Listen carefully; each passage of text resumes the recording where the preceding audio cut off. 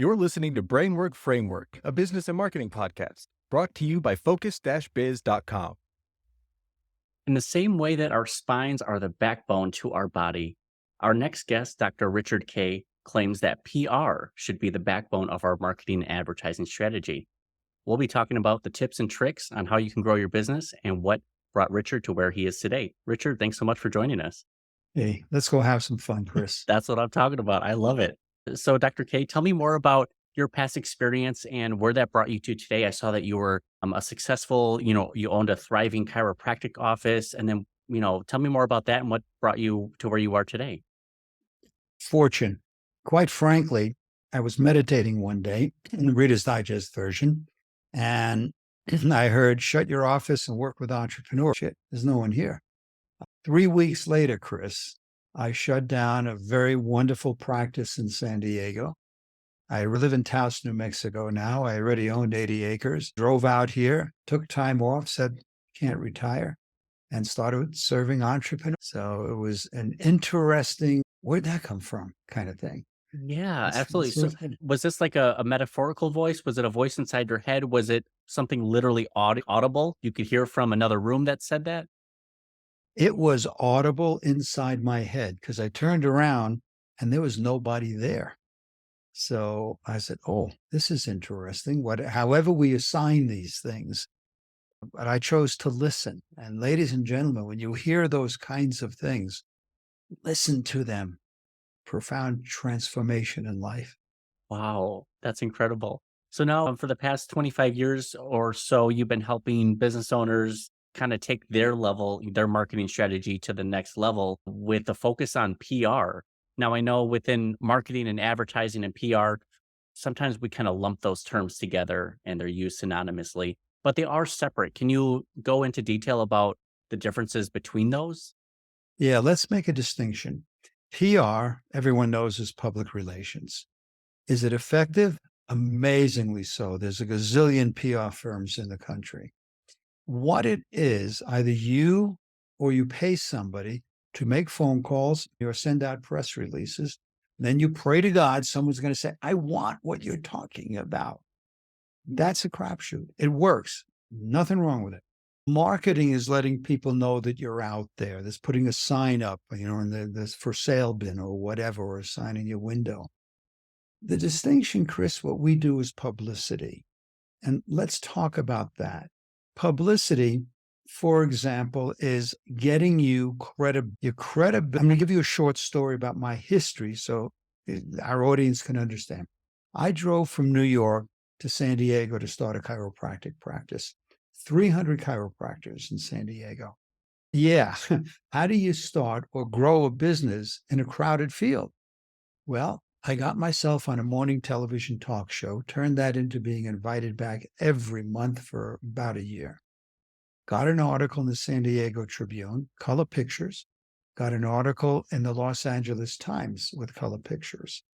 Now, ladies and gentlemen, here's the pivot point, and here's what's exciting. One day I get a phone call from the producer of the ABC News in San Diego. In essence, she said, who are you? We're hearing about you. We're seeing you. Well, now I've got a 6:30 news segment. Yeah. Shortly after that, I got a similar phone call from a PBS producer. Who are you? We're seeing you. We're hearing about you. Well, now I got a PBS segment about me. Chris, that's what publicity is. I was no longer just another one of 300. At the time, I was probably the most visible chiropractor in the county. Chris, that's what grows business. That adds to credibility. Now, it's not, hey, come and see me. It's, I choose you. And that's where we get people today.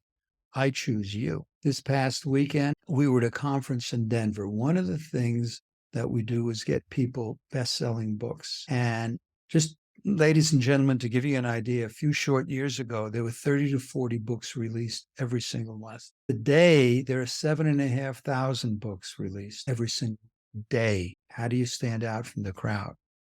Well, at this conference, it was not our conference. We were presenting at another conference. We were invited there. We introduced one of our newer authors. Her book sold 217 copies within a couple of hours. Now, if your name is John Connolly or Michael Patterson, or John Grisham. That may not mean a lot, but to a new author, that's credibility. That's what we do for people. We get you on stages. We get you on magazines, get you featured in USA Today, get you stories written about you or by you in the Los Angeles Tribune. That's publicity. That enhances your credibility. That's the distinction. Wow, that's so powerful. And I think as entrepreneurs and business owners, we are just fighting for visibility. We are Yes. constantly competing with our competitors, obviously, to, say, hey, choose me, pick me, look at me.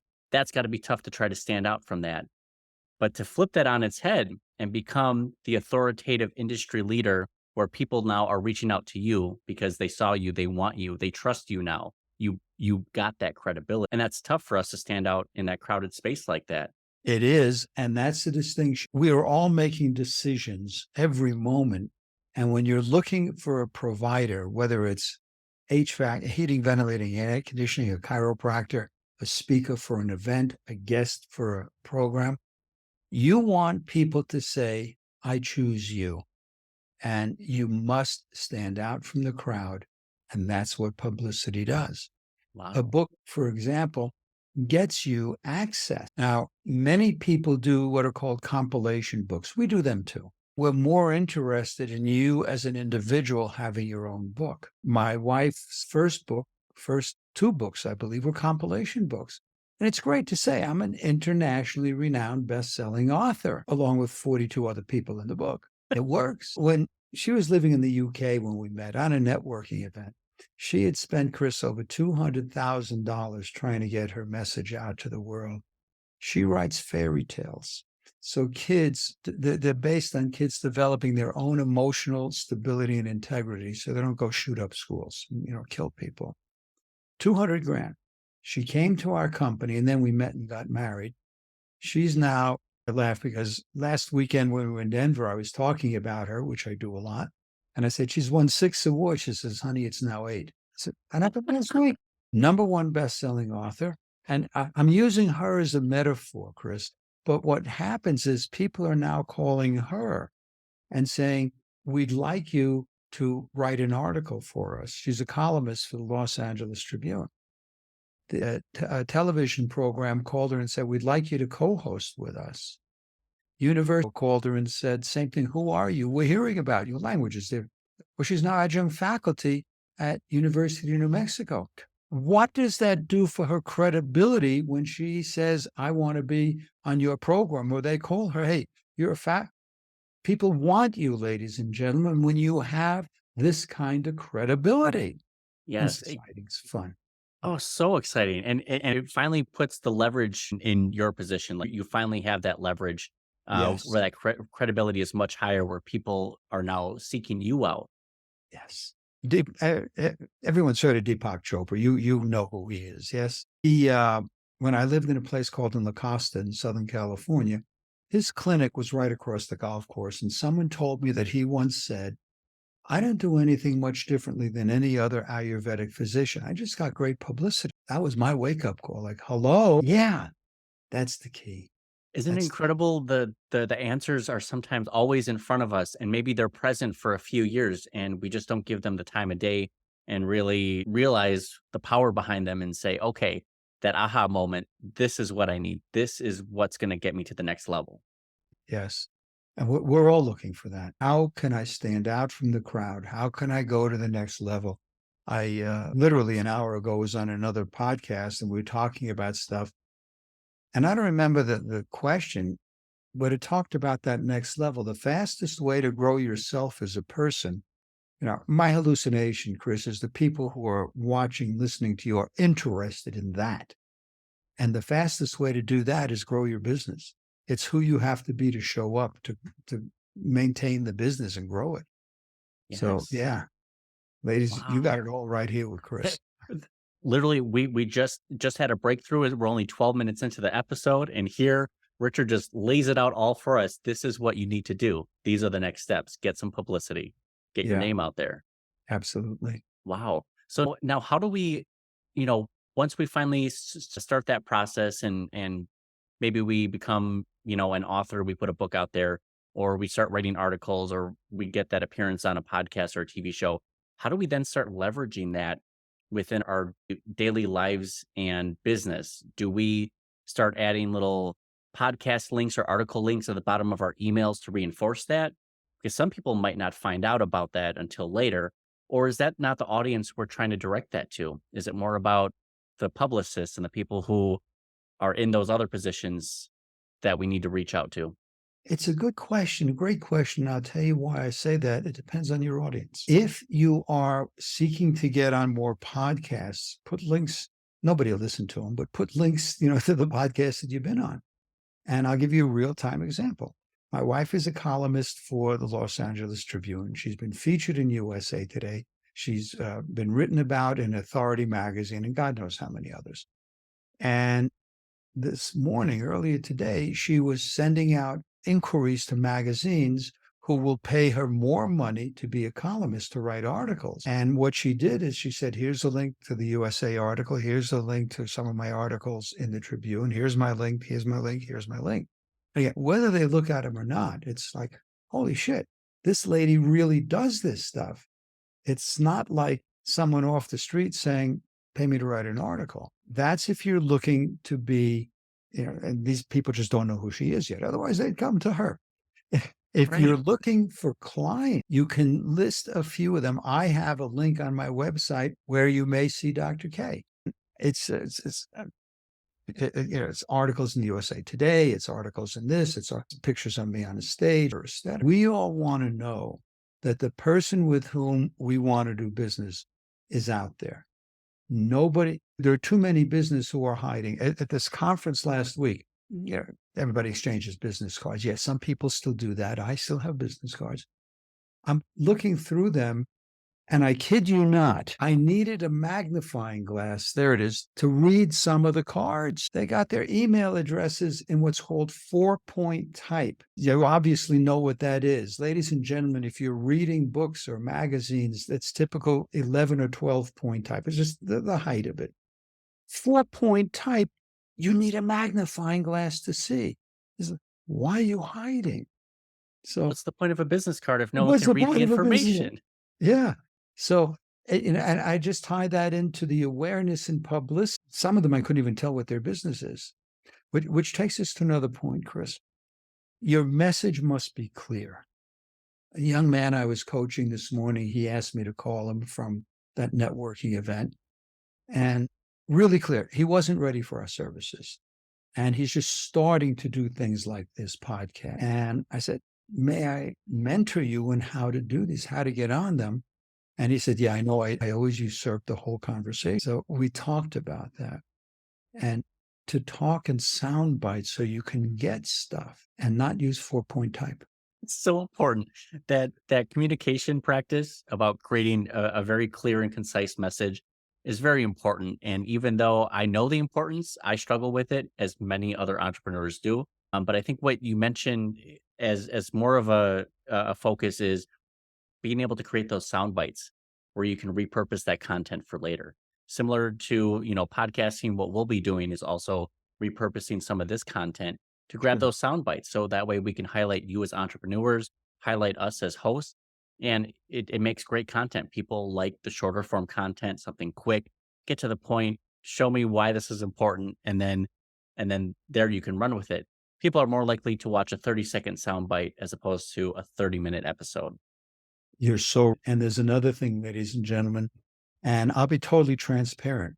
When I pitched Chris about my being a guest here, I didn't tell him what I do as much as I told him what you as the audience is going to get out of it. And he made a very wise decision. He says, come on. The point here is no one cares what you do. They don't care. We all think we're important. The only thing you care about, when you say I choose you, is because I believe that you can serve me in some way or another. So when you're pitching anybody, even a date, if you're still in that arena, don't tell them how wonderful you are. Show them. And what are they going to get out of hanging out with you?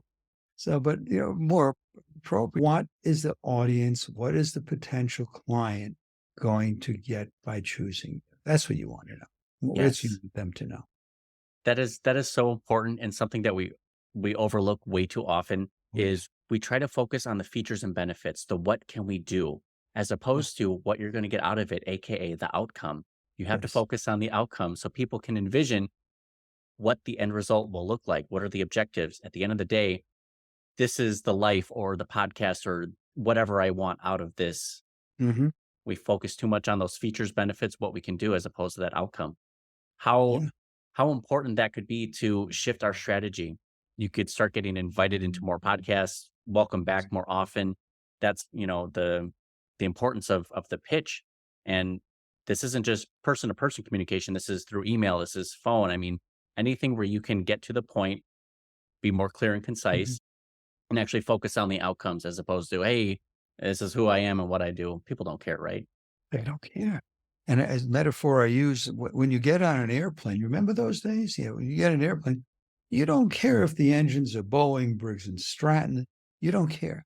You want to know, is it going to take off, fly, and get you to your destination? That's all you care about. Absolutely. You're like, can I get to this destination? What is the outcome? It doesn't matter how are you gonna get there with the tools, just get me Mhm. there. Yeah. Wow, that's incredible.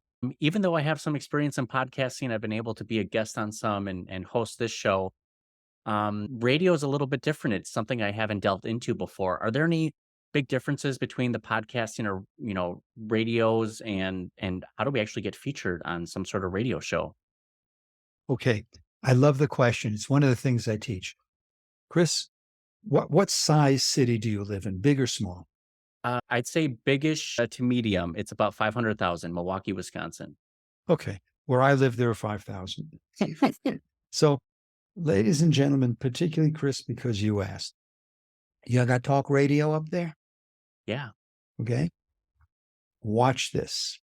A typical talk radio program is 3 hours, requires three guests an hour. Okay. That's nine guests. Typically, these talk radio programs have maybe three or four talk shows a day. Let's just say three. Follow the math here. 5 days a week, 50 weeks a year, allowing that 2 weeks vacation. That's 6,750 guests every single year they need, Chris. Wow. And I imagine they don't want to be inviting that same guest back and back because the stories are going to get old. You want something fresh. They need you more than you need them. Now, the question becomes, how do you pitch them? When I started pitching radio way back then, I don't know if you're old enough to remember the yellow pages. Yeah, absolutely. I used to look through those. Yeah. I used to go through yellow pages, and Chris, nobody wants to pitch. You do not pitch the host unless it's a podcast where it's a single, or wherever your partner is today. We get to do this together. Adam somewhere else. But in radio and television, it's not the host that you pitch. You find the producer. Now, how do you find the producer? It's called the internet. You go in, listen to the shows, find a show that you resonate with. Now, even though he's dead, you can't pitch a Rush Limbaugh. It's not an audience for any of us. Well, he never had guests, but you get the point. If you're a Democrat, unless you don't pitch Republicans. If you're a Republican, you don't pitch Democrat. And yet, in between there, that can work, because what you want to do is create controversy, depending on the nature of the show. My colleagues, one of his myriad books is he refuses to pay for his kids' college education. Well, it's controversial. Got him on Fox and Newsmax and all of them. But let's talk real time. So you send them an email and you tell them why you are the guest they want. As a matter of fact, Chris, I'm going to give your audience something. I don't know if I sent this to you. I have something called the top 10 reasons people listen to Dr. Richard Kaye. And I'm going to give it to your guest. The URL is Richard Kaye, RICHARD kaye.com/top 10 reasons. No punctuation, top 10 reasons. richardkay.com/top 10 reasons. I may have sent this to you, and it says to the host, this is why people listen to me. Now, when people start out, they may only have 4. So you do the top 4 reasons people listen to you. Now, I have a one sheet and I have a video because today we're video. And the video is, I don't know, about 30 seconds, like you said. So you're so right on it. It's short. This says to the producer, oh, I got someone here who can, there's no audio, so you can't tell if I articulate or not. But it gives where I've been. It says that I've taught in Russia and Japan and I don't remember where, in Australia.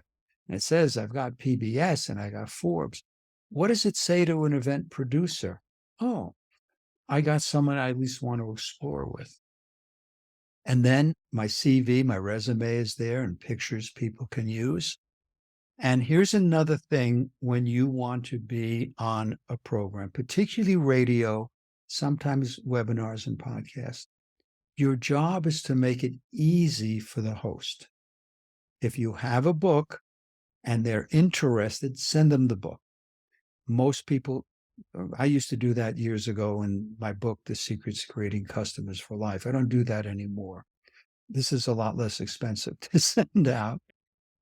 And particularly if it's radio, I'll send a couple of questions along. You want to make it so easy for the host. And ladies and gentlemen, before we started this live part, I said to Chris, take this wherever you want.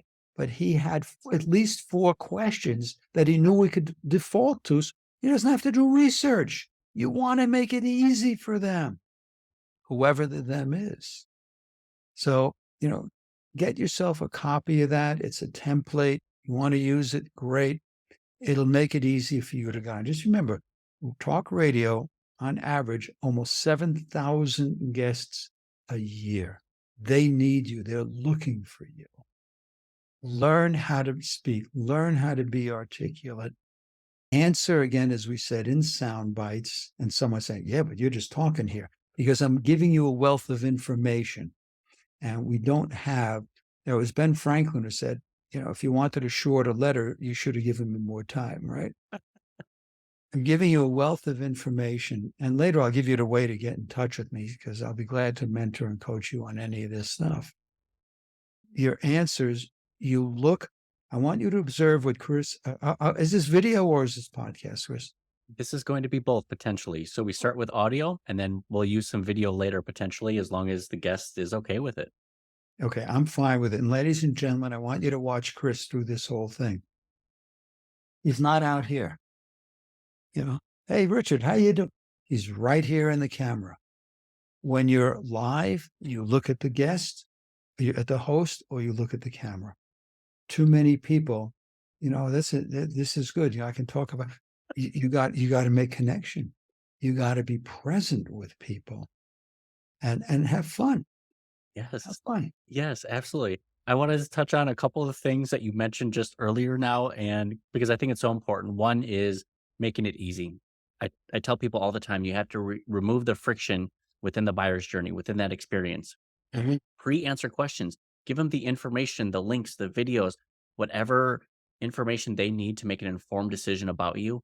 Make it easy for them. Don't make them search for it. Don't make them think. Mm-hmm. It Right. shows that you're prepared. Another one is you mentioned Rush Limbaugh, and I'm so disappointed that Adam couldn't be here for this one because he does a really, really good Rush Limbaugh impression. He comes out, he's like, the liberals are at it again. The time is 4:15. And then he just goes from there. I was like, man, this is perfect. There you go. It was great. But again, being engaging, being an engaged listener and engaged communicator, so important. I've seen many other people who just disengage from conversations. And I don't know if it's because they feel there's nothing important enough that they're going to learn, or if that's just their communication style and they have trouble staying focused.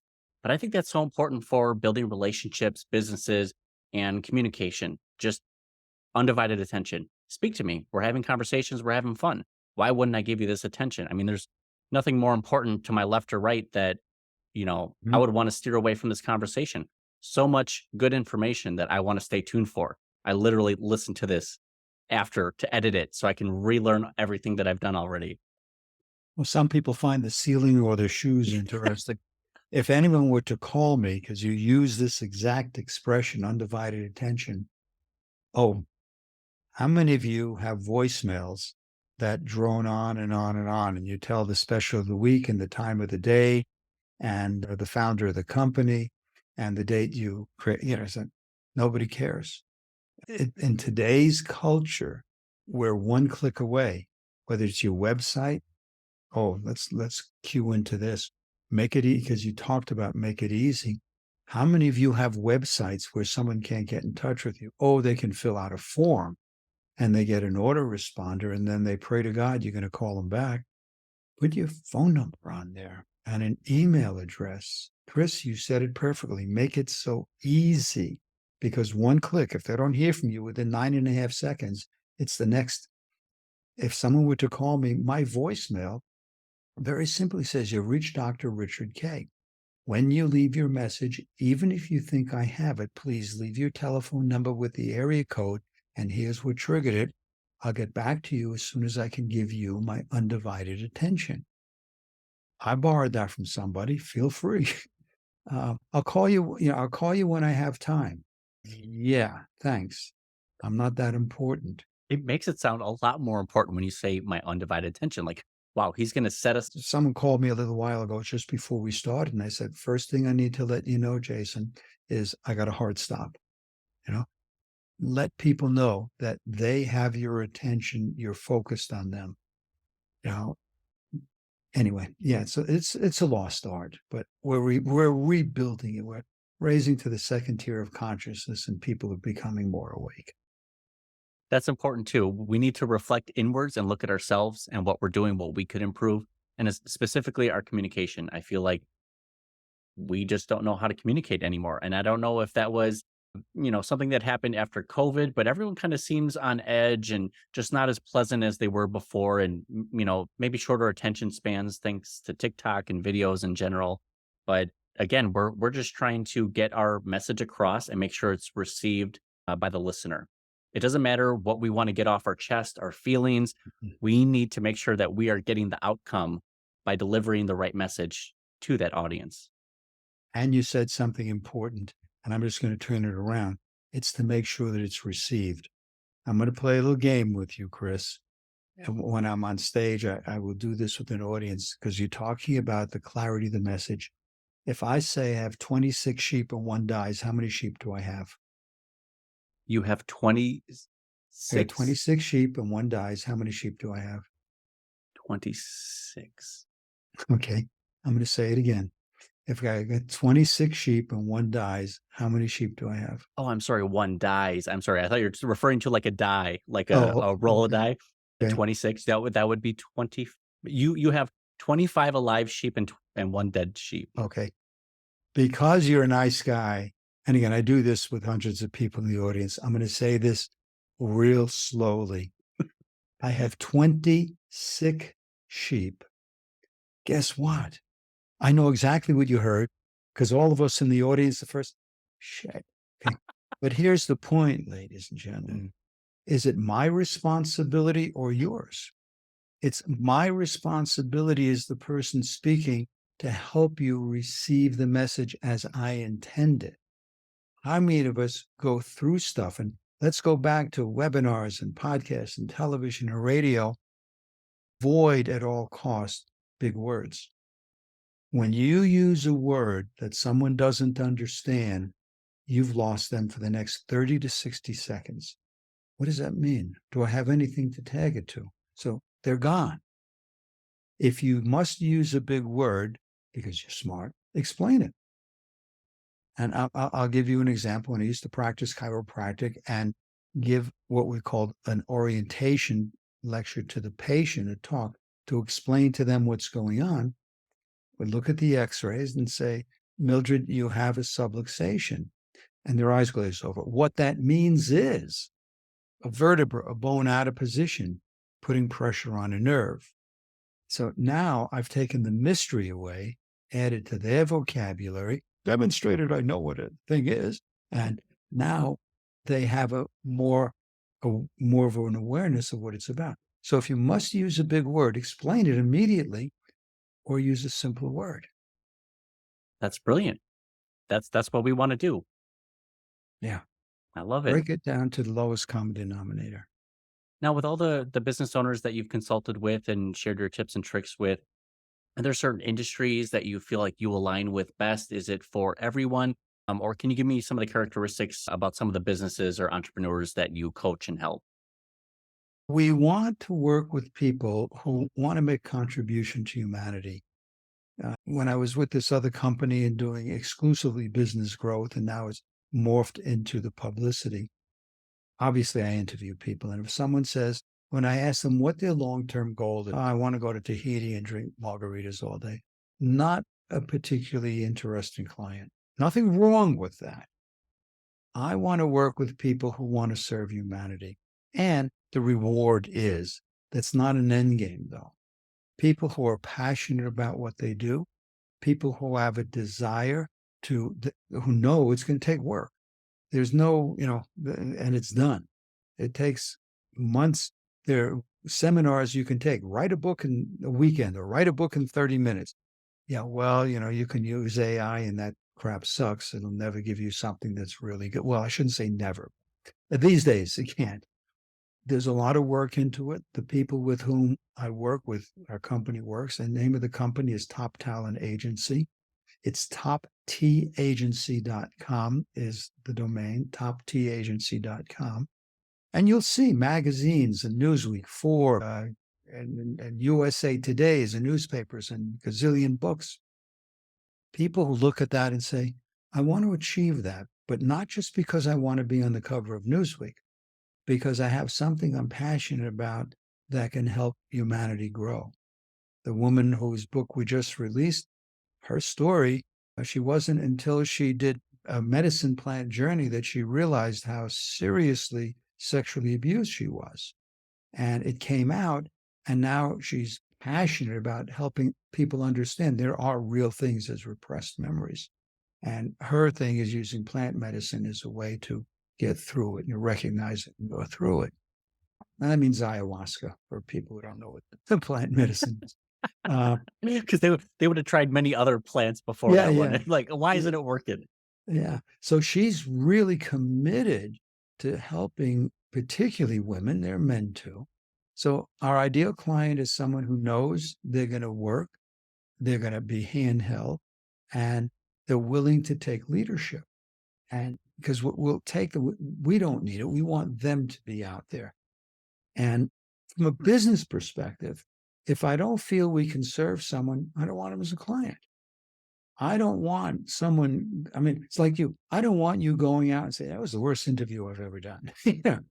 We want clients who are going to go out and say, like my wife, and she says it, I spent $200,000, nothing. Now I'm a fairly famous author and it's still growing. That's the kind of client, because we know we can serve them. We know they're viable and valuable in what their message is. Yes, absolutely. In business, especially when we're starting out, we feel like we have to get every single sale that we can, and we'll do anything we can, whether even if that includes, fibbing some things or lying or misleading someone. And unfortunately, that does not create a medium or long-term successful business at all. That's going to hurt your reputation. You're going to have an unhappy client. Now you have a potential bad review that's coming down the pipeline. Now they're going to tell 10 people about their negative experience with you. And Yes. that is going to be way worse than that short term, the short-sighted, I need this money right now. It's better to let them go and say, we're not the right fit. Yes. Maybe you can provide them some free resources, maybe get them to do some DIY stuff until they get to that next level. Mm-hmm. But if things aren't aligned together, it's just not a good business practice to take on that client. Yeah, it comes from scarcity. You're 100% right. Another thing I've done is I've written a book called The Secrets of Creating Customers for Life. And ladies and gentlemen, you can just Google that. It's on Amazon. I think I want that one. I'm going to get that one. Secrets of Creating Customers for Life. And what that's about is taking from a suspect, in my world, everyone's a suspect, to a prospect, which means there's a possibility, to a client, and turn them into raving fans. So I've just given a little bit more language to the journey that you talked about. You turn them into raving fans. They'll help you grow your business. That's the best kind of publicity. Yeah. Oh, speaking of that, everyone wants testimonials. Get video testimonials these days. And for God's sakes, don't get 30-minute video testimonials. Chris, you spoke to it so beautifully, 30 seconds. And don't edit them. Get a clean take. Ladies and gentlemen, if you've ever seen a video testimonial where someone's looking here and then they're looking, you wonder what was cut out of it. Right. Get a good clean take, 30, 40 seconds. Yeah, it's good. No, so important. One of the biggest, factors for growth between my wedding DJ business, I started that 9 years ago, was the power of the reviews and the referrals. Yes. Those, I can't tell you that it has dropped my cost per customer acquisition from $80 down to $25. And Wow. those are real life stats that show the power behind the reviews and the referral marketing. Mm-hmm. It's all the time I get another request for a quote, or can you do this? And they say I was referred by this, or I was a guest at this.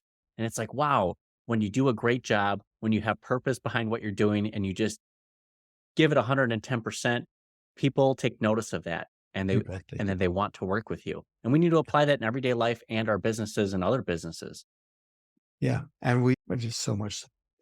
We have another program about qualified lead generation for a very affordable, inexpensive fee. Excuse me, people can get good qualified leads. We're calling it Angie's List. It's not affiliated with Angie's List, but it's Angie's List for leads.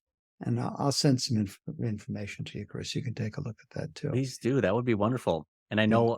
know others would be interested as well. So anything that Richard shares with me, I'm going to provide links down in the description of the podcast and video. In addition, I might toss it on the website. If I put your pretty face on there, I'm going to make sure that we put the helpful links in there, because all this content is really helpful for entrepreneurs and business owners. We kind of get into this phase of where we feel like we just need to learn one more thing. There has to be one more secret out there that's going to unlock the next thing. And there's a little bit of truth to that. But I think once you learn information, the most important next step is taking action from it. And I want to build on that. Chris, everybody listening, you've heard it's not what you know, it's who you know, right? There's another level to that. It's who knows you. That's much more important. That's how we can accomplish the things that we can accomplish, because it's who knows us.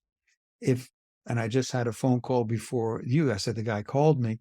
He's a PR firm. And he says, well, but you can get people on television. You get them on NASDAQ television, interviewed at the NASDAQ studios. He says, how do I do that? I said, well, they know us. How do we get them in USA Today? They know us. I could go on and on. They know us. I know who the president of the United States is, not to get political. I don't care if you like him or hate him, but he hasn't a clue who I am. So it's who knows you.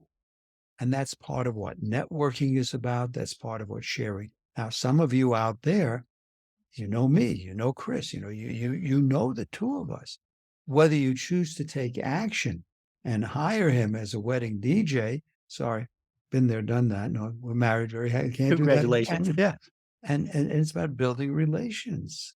The relationship is important. So you want more people to know you, the publicity, which builds your credibility. And then they say, I choose you. I love it. Now, Richard, for those who have been listening and really love everything that you're saying, after they implement these tips and tricks for themselves, or they just want to take that shortcut and work with you directly right away, where can people find out more about you and what you do? How can they get in contact with you? I know Chris will put it in the show notes, giving you time to get a pen or your keypad. Talkaboutpublicity.com. All one word, no punctuation. Talkaboutpublicity.com takes you to my calendar link. Set up a time. Let's explore how I may serve you. Whether it's creating customers for life, whether it's getting leads, whether it's getting publicity. See, they're all part of the same ball of wax. It's all part of the same thing. It's building your business so you can serve more people. I love it. And I think we're all looking to do that, build our business. build ourselves, get our names out there, and get noticed and found in an increasingly competitive world. It's tough, but there's ways to get through it. Richard, I appreciate all of the advice and the great conversation here. Thanks so much. We'll have all the links down in the description available for you to check out. Richard, thanks again for coming. We appreciate it. Hope you have a great rest of your day. You too, Chris. Thank you.